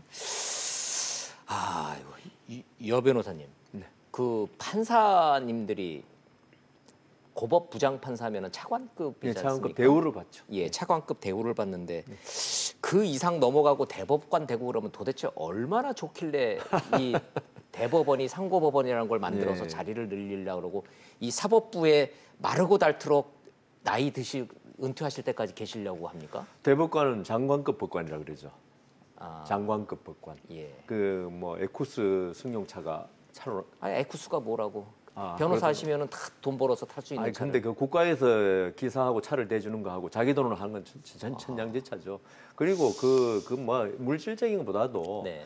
아까 우리 서 변호사님 이야기했지만 내가 법원에서 인정받았구나 내 역량을. 예. 이게 판사들 아까 자존심 말씀드렸지 않습니까? 예, 이게 사법시험 해가지고 사법시험 또 합격한 사람 중에서도 또 법관으로 선발되는데 가장 예. 성적 우수자들이 그러면 전부 자존심은 뭐 초등학교 때부터 엄청난 사람들인데 네. 고등부장을 탈락해 버리면은 이런 말 드리면 이해 못 하실 것 같아요. 패배자라는 느낌이 듭니다. 이게 그 뭐 법과대학도 못 가신 분도 있는데 예. 그러면 참 건방지다는 소리 듣겠지만 예. 그러니까 그 중에서 고등부장 또 고등부장 중에서도 대법원장의 어떤 그게 신뢰를 받아가지고 대법관이 된다면은 네. 본인으로서는 아주 큰 집안에서도 아주 큰 영예로 생각한다. 네. 그러니까 이런 걸 모든 걸 쥐고 있는 그래서 우리는 어떤 때 그 법원에서 그렇게 합니다. 대법원장이 대통령보다 권한이 더 세다고. 대법원장이. 대통령은 장관 네, 이렇게 지명하고 그다음 차관할 때 많은 그 뭐 비난 평가 이런 거 받지 않습니까? 네. 근데 우리 대법원장님은 전혀 그런 게 없어요. 아하. 하고 싶은 대로 고등부장 다 시켜주고 누구의 견제도 없이. 그다음 거기 대법관 지명은 사실은 약간의 정치적인 고려는 있지만은 네. 그래도 대법원장이 법적 권한을 가지고 있지 않습니까? 네. 그래서 아마 이게 법관들로서는 고등부장 되고 대법관 되는 게 최고의 영예라고 생각하기 때문에 그렇군요. 그걸 이용한 이런 일이 벌어지지 않나. 근데 갑자기, 아까 우리 예. 앵커께서 질문하셨는데 아까 대법관 되면 뭐가 좋습니까? 이런데 제가 국민의 관점에서 제가 봤을 때 하나 드리고 싶은 얘기면 네. 대법관 이후 끝나고 난 뒤를 한번 보라는 겁니다. 우리가 지난 정권 때 목도했던 안대희 전 대법관이 국무총리 지명됐을 때 왜 낙마당했습니까? 이 바로 옷 벗고 놓은 뒤에 1년 만에. 1년 만에 엄청난 예. 그 이 돈을 이렇게 벌어들인 거. 그리고 예. 이용훈 전 대법원장이 대법원장 되실 때도 그때도 그 대법관 옷 벗고 난 뒤에 이거 상당히 또 이 수임료 문제 때문에 상당히 시끄러웠거든요. 아니, 그런 부분들 솔직히 말해서 선진국에서 지금 대법관 출신들이 변호사에서 돈 버는 나라가 어디 있습니까? 그러니까요. 대한민국밖에 더 있어요. 지금 그게. 아까 그러니까 우리 국민들 입장에서 보면 예. 그럼 뭐 법원 내에서 누리는 그 최고의 지위 그런 도 있지만 그 이후에 소위 말하는 정관예우에 대한 이 그 따가운 시선은 상당히 존재하는데 그런 걸 갖다가 또 나름대로 그 뭡니까 이 의식을 하니까 대법관을 또 지금 상당히 대법관 되신 분들은 서약서까지 씁니다 지금. 예. 나 변호사 개업 안 하겠다. 알겠습니다. 예. 시중에 나도는 그냥 우스갯소리로 정리를 해야 되겠습니다. 뭐 조물주 위에 건물주 있고 건물주 위에 대법관들이 있었네요. 예. 자, 농담이었고, 자 이제 시간이 이제 다 됐기 때문에 아이고 안타깝습니다. 더 얘기를 좀 들어야 되는데 이 사건 끝이 궁금하다고 제가 모두에 말씀드렸기 때문에 짧게 30초씩만 해서 이 사건 끝 어디로 갈 것 같습니까? 예 변호사님 30초 드리겠습니다. 저는 그 결론이 쉽게 나지 않을 것이다. 안 뭐 날 것이다. 기소 이런 것도 조금 힘들지 않을까. 기소도 어려울 예, 것이다. 영장 청구는 계속될 것이다. 네. 그렇지만 그 다 발부된다 어려울 것이고 입증하기 그럼, 어려울 것이다. 예, 모든 걸 떠나서 아까 제가 초두에 말씀드린 바와 같이 사법부는 이제 신뢰를 많이 상실했기 때문에 네. 다시 국민의 신뢰를 받는 데는 지금 앞으로 진짜 뼈를 깎는 노력이 필요할 것이다. 그런 생각이 듭니다. 예, 알겠습니다. 더 깎을 뼈가 남아 있기는 모르겠습니다만은 어찌 됐든 자, 차 교수님. 짧게 부탁드리겠습니다. 저는 뭐 일간지에서 그 현직 대법관의 얘기를 하면서 소개해 놓은 게 있더라고요. 우리나라도 아마 참심, 배심제로 가야 될 때가 된 것 같다. 경계가 애매한 사건, 정답이 모호한 사건, 판결이 나가도 누구도 승복하지 않기 때문이다. 네. 이러한 상황이 진짜 닥치지 않도록 미리 이번에 잘 수사를 잘해서 진상규명을 했으면 좋겠습니다. 뭔지는 모르겠지만 하여튼 좀 뭔가 좀 밝혀냈으면 좋겠다, 검찰이. 알겠습니다. 서 변호사님. 네, 저는 그 윤석열 서울중앙지검장이 이번 수사는 법원을 죽이는 수사가 아니라 법원을 오히려 살리는 수사다. 이 말이 굉장히 적절하다고 보는데요.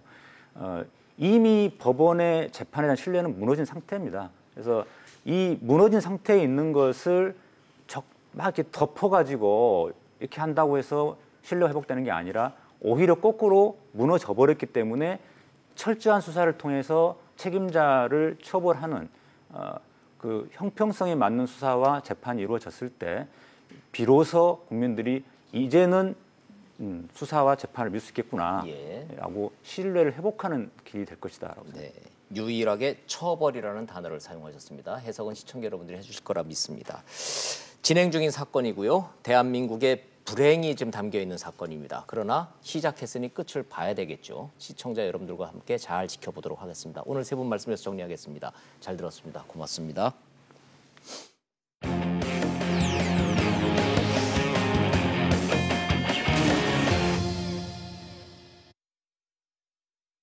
방송 도중에 속보가 좀 하나 들어왔습니다. 문재인 대통령이 유은혜 교육부 장관 후보자에 대한 임명을 강행키로 했다라는 소식 들어와 있습니다. 이와 함께 10월 정기국회 시작됐는데 시작부터 파행 위기입니다. 여러 가지 얘기가 많습니다. 어떤 내용인지 국회 상황 영상 보시고 이슈 따라잡기로 이어나가겠습니다. 민주당 신창현 의원에 대한 압수수색은 국회의원 회관 사무실에서 3시간 반가량 이어졌습니다. 신규 택지 자료 유출 혐의로 고발된 지 20일 만입니다. 한국당은 심재철 의원은 고발 나흘 만에 하더니 여당 의원이라서 구색 맞추기식 늑장 수사냐고 쏘아붙였습니다. 한쪽은 정황석화 같이 하고 한쪽은 늦게 마지못해 보여주기 위해서 하고. 민주당 이해찬 대표도 구색 맞추기라며 검찰을 비난했는데 초점은 정반대. 심재철 의원은 불법이고 신창현 의원은 문제 없다고 맞받았습니다. 기한 상태에 있는 정책 자료이지 국가기밀서류가 아니기 때문에 법적인 문제는 없어요. 정보 유출 논란에 열흘 앞으로 다가온 국정감사는 파행 위기입니다. 심 의원이 속한 기획재정위원회는 심 의원 사퇴 공방만 이어지다가 국감계획서 채택도 못하고 끝났습니다. 심 의원은 오늘 대정부 질의에 직접 나서서 재정정보 시스템 접속을 시연하고 추가 폭로도 하겠다고 해 여야의 거센 충돌이 예상됩니다. 말씀드리는 순간에 출연자가 바뀌었습니다. 뜨거운 이슈를 콕 찍어서 풀어주는 이슈 따라잡기 시작하겠습니다. 최진봉 성공회대 교수님 나오셨습니다. 어서 오십시오. 안녕하세요. 안녕하십니까. 판사님들 걱정을 하다 보니까 시간이 훌쩍 지나가서 그러니까요. 예. 스피디하게 좀 여쭤보도록 하겠습니다. 따끈따끈한 뉴스부터. 예. 뭐 유은혜 후보자 교육부 장관 되는 겁니까? 예, 그렇습니다. 청와대에서 아마 그렇게 밝힌 걸로 알려지고 있고요. 공식적으로 밝히진 않았지만 이제 언론 기사들을 보면 유은혜 후보자를 오늘 임명하기로 결정한 것으로 알려지고 있습니다. 국회에서 반대해도 보고서 채택 안 돼도 임명하면 되는 거죠? 뭐 그렇죠. 법적으로는 전혀 문제가 없고요. 다만 이제 이게 국정감사 기간인데 정기국회에서 논란이 될 가능성이 있습니다. 이제 심재철 의원 사건도 논란이 되고 있는데 유은혜 이제 후보자를 임명하게 되면 야당에서는 야당 무시다 이렇게 이제 나올 가능성이 있고 국회가 인사청문회 하는 것을 이제 전혀 개의치 않는다 이런 논란이 있을 가능성이 있죠. 의원 불패 원칙은 깨지지 않았습니다. 그렇습니다. 이번에도. 아무래도 이제 지난번에도 김상곤 부총리는 야당이 참석하지 않은 상태에서 채택이 됐어요. 채택은 됐죠. 근데 이번에는 지난번에는 송영무 국방장관하고 그다음에 강경화 외교부 장관이 사실은 채택이 안 된 상태에서 임명을 했었고 이제 세 번째가 되는 건데 대통령 입장에서는 야당이 제기하고 있는 문제에 대해서 그게 크게 흠결이 없다라고 보시는 것 같아요. 그래서 이제 아마 청와대에서는 업무를 추진하는데 문제가 없다고 보는 것 같고 그런 차원에서 이제 또 교육부가 곧 국정감사에서 대정부 질의를 받아야 되는 상황이 되는 거거든요. 그런 상황에서 교육부 장관이 없다고 하면 그 자체도 문제가 되는 거니까 그런 차원에서 아마 임명을 하는 게 아닌가. 자, 그러면 이제 시청자 여러분들한테는 이제 임명될 겁니다. 이렇게 말씀드려도 그래도 전혀 거죠. 문제가 없을 것 문제는 같습니다. 없는 거죠. 자, 예상되는 문제는 유은혜 후보자가 청문회 과정에서 1년 반 뒤에 총선 나갈 겁니까? 맞아요. 물어봤더니 대답 안 했죠. 예, 그랬었죠. 그 얘기는 이따가 21대 총선에 나간다라는 의사표시인가요? 뭐 모르겠어요. 그러니까 노 코멘트잖아요. 결국 노 코멘트는 대체적으로 예. 인정하는 걸로 인식이 될 가능성이 있죠. 아하. 그래서 나갈 가능성이 높다고 저는 개인적으로 생각합니다. 물론 예. 뭐 본인이 아니기 때문에 제가 뭐라고 말씀을 못 드리겠지만 예. 그 문제에 대해서 논란이 많이 돼요. 왜냐하면 야당으로부터 공격 좀 받겠는데요. 그럼요. 국감에서. 공격받을 수밖에 없고 사실 진선미 의원 같은 경우에는 진선미 그거 장관이죠. 하겠다고 그랬죠. 예, 본인이 장관. 가겠다고 그랬어요. 예. 근데 사실 이제 교육부 근데 왜 정책이라는 이은혜 게 장관 후보자는 내정자는 그냥 나 총선 출마할 거다. 정치인이 정치 안 하고 뭐 하냐 이러면 예. 될 거를 왜 대답을 안 했을까요? 왜냐하면 그게 논란이 될 가능성이 크기 때문에 그렇다고 봐요, 저는. 왜냐하면 이제 교육부 같은 경우는 교육 정책이 예. 장기적으로 가야 되잖아요. 지금 예. 항상 문제가 되는 게 교육 정책이 그냥 단발적으로 단기적으로 하다 보니까 너무 자꾸 바뀌고 네. 교육 정책이라는 게 중학생이 지금 정책을 세우면 대학 들어갈 때 그게 적용이 되는 건데 네. 장관이 너무 자꾸 지금 평균적으로 보면요. 교육부 장관들이 1년 6개월 정도 했어요. 예. 평균적으로 봤을 때. 그럼 너무 짧은 기간 일을 하다 보니까 결국은 제대로 교육 정책이 세워지지 않는 부분이 논란이 되고 있기 때문에 저는 그 부분은 좀 정말 정치에 관심 있고 뜻 있는 분들은 안 하셨으면 좋겠어요. 개인적인 생각입니다, 이것도. 네. 왜냐하면 국민들이 볼 때는 좀 국가와 함께 그 교육 정책, 국가의 교육 정책을 좀 장기적 관점에서 세울 수 있는 분들, 이런 분들이 좀 앉아서 좀 장관을 하는 것이 맞지 않나 이런 생각이 듭니다, 개인적으로. 뭐 교수님은 그렇게 생각하시지만 뭐 배지 달고 그렇죠. 장관하는 게 얼마나 좋은 건데요. 맞습니다. 그게 네. 대한민국에서 제일 좋은 게 배지 단 의원이 그렇죠. 국회의원이 장관하는 게 네. 그 하늘이 내리는 건데 그거를 뭐 하지 말라 그러면 되겠어요. 어찌 됐든 개인적으로 그렇게 생각합니다. 1년 반짜리 장관이 무슨 국가 백년 대계를 세우느냐라고 야당이 하도 몰아칠 것 같으니까 대답을 안 하고 넘어갔어요. 맞습니다. 1년 반 뒤에 한번 좀 지켜볼 일입니다. 자, 이런 상황 전해드렸고 자, 이제 본질로 가야죠. 네. 심재철 의원 오늘 한방 나옵니까? 아마도 할 것 같아요. 그러니까 뭔가 얘기를 할 것 예고는 돼 같은데 있죠. 예고는 돼 있습니다. 뭐라고 예고가 돼 있냐면 본인이 시연을 하겠다는 거예요. 어떻게 들어갔는지. 지금 논란이 되는 이거 게 해킹 아니다. 그렇죠. 그건 그냥 뭐 대문이 근데- 열려 있었던 거다. 맞죠, 이렇게. 맞죠. 근데 예. 그거는 사실 정부에서도 이미 인정했어요. 인정 다 기획재정부가 했잖아요. 예. 이거 해킹한 거 아니다. 정상적인 방법으로 들어간 거 맞다. 다만 이렇게 이해하시면 돼요. 자, 남의 집에 열쇠를 제대로 안 잠겨서 문이 열려 있었어요. 네. 들어갔어요. 예. 뭐 그건 들어갈 수 있다고 봐요. 근데 들어간 것도 문제가 되죠, 사실은. 예. 남의 집에 무단 침입한 거잖아요. 네. 집에 들어가서 열려 있었으니까 물건 갖고 나왔다? 이건 과연 정당화 될 수 있느냐 하는 문제라고 보는 거죠. 예. 그러니까 그 문제는 시연에서 들어가는 거가 논란이 된다고 저는 보지 않아요. 기획재정부도 지금 문제를 삼고 있는 것은 예. 들어간 거를 문제 삼는 게 아니라 열려 있는 걸 알고 다시 2명을 더 데리고 와서 또 들어간 거거든요. 다시 예. 말씀드리면 아이디를 새로 발급받았잖아요. 네. 그리고 나서 조직적으로 190여 차례에 걸쳐서 48만 건의 정부 관련 자료들을 내려받았어요. 네. 그러니까 비인가 정보잖아요. 네. 그러니까 접근해서는 안 되는 내용인데 그 내용들을 내려받았다는 게 문제가 되고 있기 때문에 제가 볼 때는 시연하는 것 자체 가지고 문제를 그러니까 여당은 그거보다는 본질이 아니다 이거죠. 본질이 아니라고 얘기할 것 같아요. 그걸 예. 가지고 나온 거에 대해서 문제를 삼을 거고 예. 만약에 문이 열려 있으면 주인한테 얘기해서 문 좀 잠그라고 얘기해야 되는데 그 얘기 안 하고 예. 그냥 본인이 또 들어가서 그걸 내려받은 것에 대한 문제를 삼을 거기 때문에 네. 심재철 의원이 만약 이제 대응을 하려면 그 부분에서 얘기를 해야 될 것 같아요. 또 하나는 그런데 정부 부처 청와대를 비롯한 37개 기관의 업무 추진비 내역을 다운받았다라는 얘기인데 예. 그렇다면 의정 활동을 하고 정부를 견제하고 감시하고 해야 되는 유일한 기관인 국회의원이 예. 문이 열려서 들어가서 우연히 발견하게 된 그 자료를 가지고 문제가 된다라고 판단되는 업무 추진비 내용 중에 이러이러한 거는 해명하라라고 얘기하는 것 자체가 무슨 국가 기밀 유출이라는 거죠.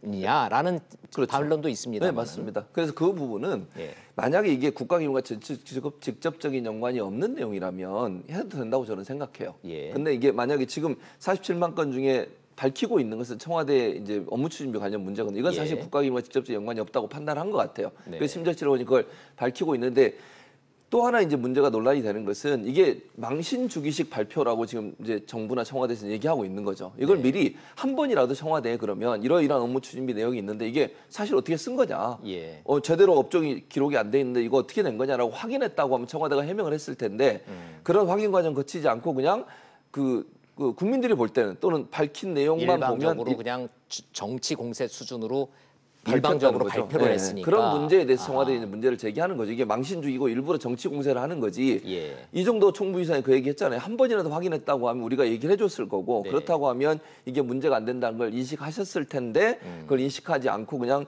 일방적으로 저렇게 밝히는 것은 결국 본인의 어떤 범죄 행위를 감추려고 하는 게 아닌가 이런 그러면 비판을 하고 그렇게 있는 거죠. 그런 게 논란이 되고 있으니까 지금 국민들이 질문을 안 할 수가 없는데 청와대가 해명을 한 거를 보면 무슨 사우나냐 5,500원짜리 목욕탕이죠. 네. 목욕 보낸 게 무슨 이렇게 해명을 적극적으로 했단 말이에요. 그렇죠. 그랬더니 심재철 의원이 5,500원짜리는 적극적으로 나와서 정색을 하고 해명을 하면서 왜 10만 원 넘는 이자카야하고 와인바하고 고급 이 음식에 대해서는 왜 얘기를 안 해명을 하거든요. 안 하냐? 예. 그랬더니 또 청와대에서는 외빈 예, 그랬었죠. 국가 외빈들 접대한 예, 거라 맞습니다. 이거는 좀 말하기 국민들 보기에는 누가 어느 쪽 손을 들어줄까요? 또 한쪽으로는 이런 얘기도 있어요. 그 10만 원이라고 16만 원인가 뭐 이렇게 된 예. 것 같은데 그게 한 명이 먹은 게 아니라 여러 명이 같이 갔다는 얘기가 또 나오고 있어요. 어쨌든 청와대에서. 와인바잖아요. 그렇죠. 와인바라고 돼 있는 거. 심야에 뭐 와인바 가서 무슨 업무를 본다라는 그거 거. 업무를 업무 보는- 추진비지니까. 그렇죠. 업무 추진비를 사용하는 내역에서 와인바라고 기록이 돼 있는데 거기서 아마 음식도 판매하는 걸로 청와대는 얘기를 하고 있거든요. 그러니까 예를 들면 이런 거죠. 심야에 와인바에 가서 음식을 먹었는데 아마 그렇게 얘기하는 것 같아요. 왜냐하면 업종이 글쎄요. 그러니까 그거. 모르겠어요. 그거는 예, 이제 예. 조사를 해보면 알겠죠. 언론사에서 모 언론사에서 아마 직접 가서 조사한 것도 있는 것 같은데 네. 그거는 이제 조사를 해보면 그 업종에서 뭘 판매하고 뭘 먹었는지가 나오지 않겠습니까? 좋습니다. 구체적으로. 예. 그래서 업종명으로만 보면 사실은 좀 논란이 될 수 있는 내용이지만 네. 구체적으로 따져서 그게 무슨 내용인지를 밝히고 나면 어느 정도 그러니까 논란이 해결될 거라고 봐요. 그래서 예. 뭐 저는 그렇게 생각합니다. 이게 법적으로 크게 문제가 되거나 예를 들어서 뭐 밥을 먹고 뭐 예를 들면 술을 마시고 그럴 수 있는 거 아니에요? 업무 하다 보면 그럴 수 있다고 저는 봐요. 다만 이게 불법적으로 사용이 되거나 개인적으로 사용을 하거나 아니면 가족과 가서 사용하거나 이런 문제가 되는 거잖아요. 정말 근데 청와대가 24시간 돌아가는 청와대에서 업무를 위해서 썼다고 하면 그 자체 가지고 크게 문제가 저는 된다고 보진 않아요. 네. 개인적으로 그렇게 생각하고. 규정에 어긋나더라도 그냥 밝힐 걸 밝히면 되는 건데. 그렇죠. 저는 예. 그렇게 생각하거든요. 그럼 규정이 좀 문제가 좀 있는 예, 거예요. 예. 지킬 그래서 수 없는 규정이었다. 이러면 뭐 되는 그럴 건데. 수도 있고 또 청와대 입장에서는 밝힐 수 없는 부분이 있을 수도 있지 않겠어요? 예. 업무의 특수성상 그럴 수 있죠. 그런 부분들에 대해서는 뭐 충분히 국민들은 일을 열심히 하면서 밥 먹은 거 가지고 뭐라고 할 사람은 없다고 저는 보거든요. 그렇죠. 예. 다만 중요한 것은 이제 심재철원의 대응 방안이 저는 조금 더 이렇게 뭐랄까 정제됐으면 좋겠다는 생각이 들어요. 무슨 말씀이냐면 예. 본인이 본인이 정말 정부에 정보자료 요청을 하고 요청해서 확인해보고 대조해봤는데 문제가 있다. 예. 그런 것들을 한두 건 좀 터트려야 국민들이 좀 공감대가 일어날 텐데 이게 지금 심재철 의원이 폭로하고 청와대가 반박하고 이런 과정을 계속 가다 보니까 사실 지금까지 나온 내용을 보면 크게 문제가 될 만한 내용이라고 국민들의 입장에서 없이 그냥 서로 감정 싸움만 하는 것 그렇죠. 같은 그렇게 느낌을 좀 받아요. 비춰지면 도리어 심재철 의원이 역공을 당할 가능성도 있다는 거죠. 네. 그런 부분들을 근데 지금 고려할 필요가 심재철 의원실에서 뭘 갖고 있는지 정확히 모르는 네, 거죠. 네, 그렇죠. 그런데 문제는 뭐냐면 심재철 의원실 만약에 그 보안이나 아니면 이런 부분과 관계된 부분을 밝히게 되면 이건 예. 법적으로 논란이 될 수 있잖아요. 아하. 그래서 제가 볼 때는 그 부분은 밝힐 수 없다고 저는 생각하거든요. 그럼 오늘 뭐 한 방 더 센 거 터트리겠다라고 예고돼 있는 것 중에 설마 그런 거 가지고 터트리진 않을 그런 거 거 아닙니까? 터트리지 않을 것 같아요. 왜냐하면 청와대가 또 뭐라고 얘기했냐면 만약에 오늘 발표된 내용 중에 법적으로 문제가 간 내용이 있다면 법적으로 대응하겠다고 얘기를 했어요. 그렇죠. 그래서 이게 만약에 보안과 관련되거나 국가의 안위와 관련된 부분들을 만약에 심재철 의원이 얘기를 하는 순간 법적 논란으로 또 비화될 수 있기 때문에 예. 뭐 야당이 그럴 것 같지는 그럴 않은데. 것 같진 않아요. 그럴 그래서 것 같지는 않은데. 특별히 오늘 뭐 시연하는 장면이 나올 것 같고요. 그걸 네. 아마 주로 얘기할 것 같고 네. 그리고 이 나머지 중에 뭐 스모킹건이라고 소위 우리가 얘기하는 네. 그런 내용은 나올 가능성이 없다. 왜냐하면 만약 있었다고 하면 이미 밝혀졌을 거라고 저는 봐요. 심재철 의원이 그걸 지금까지 감추고 갖고 있을 예. 이유가 없잖아요, 사실은. 예. 그래서 오늘 밝힌 내용 중에 그런 내용은 있어요. 업종을 제대로 표기하지 않은 부분에 대해서 문제를 제기한 또 인터뷰를 했거든요. 심재철 의원실에서. 마지막으로 예. 남북회담 식자재 업체 같은 거는 이건 국가기밀이다 이런 주장도 나오던데 진짜 이런 자료가 있는 거면 심재철 의원이 있는지도 몰랐다는 거 아닙니까? 그렇죠. 근데 정부가 청와대는 먼저 지금 그 나서서 얘기를 이런 하는 얘기를 하죠? 그러니까 모르겠어요. 그러니까 아마 이제 기획재정부에서는 유출된 자료들을 쭉 보면서 아마 이걸 발견한 것 같아요. 근데 심재철 의원실에서는 또 아니라고 하니까 예, 우리는 그런 거 있는지도 몰랐다는 그러니까요. 거고. 진위 공방이 돼서 이건 진실을 밝혀봐야 된다고 생각하고 그래서 만약 이런 뭐 예를 들면 기획재정부에서 얘기하는 경호처 거래 내역도 있다고 얘기하고 예. 있고요.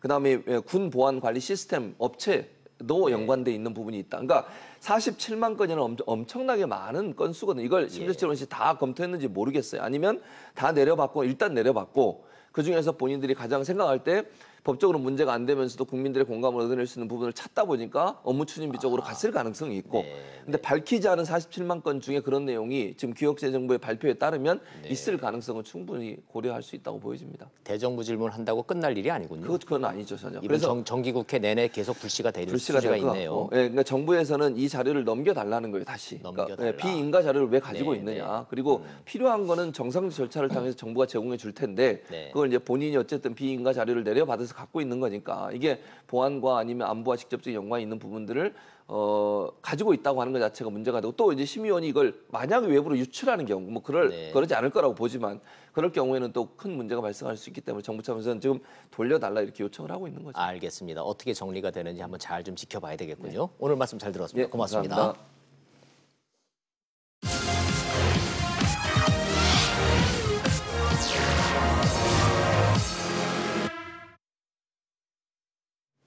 축제처럼 치러진 건군 70주년 국군의 날 행사 잘 봤습니다. 싸이의 강남스타일 공연 참 재밌었습니다. 야당은 북한 눈치 보느라고 국군의 날 행사를 축소했다고 지적을 했지만 딱히 그런 근거나 정황은 없습니다. 그런데 그렇다고 마냥 즐겁지만도 않습니다. 힘을 바탕으로 한 평화, 좋은 말인데 가만 생각해 보니까 우리에게 힘이 있긴 있습니까? 북한은 현실적으로 핵 무장 국가고 중국은 미국과 맞짱 뜨자고 설치는 군사 대국이 됐고 일본은 전함에 우길기를 내거는 전쟁 가능 국가입니다. 퍼레이드를 하냐 안 하냐가 핵심이 아니라 주한 미군 없이 대한민국은 자주 국방 의지와 능력이 있느냐 없느냐. 국민적 불안의 본질은 이겁니다. 한국은 평화를 추구하지만 건들면 당하지 않는다. 이걸 주변국에 선언하고 과시하는 날. 이걸 국군의 날이라고 배워왔습니다. 외침만 1000번이 넘는 아픈 역사를 가진 대한민국입니다. 땡볕에 장병들 생고생 안 시킨 건 좋은 일인데 이벤트와 퍼포먼스뿐 아니라 자주국방 메시지까지 좀 더 강렬했으면 더 좋았을 텐데 아쉽습니다. 직설 마칩니다. 시청해주셔서 고맙습니다.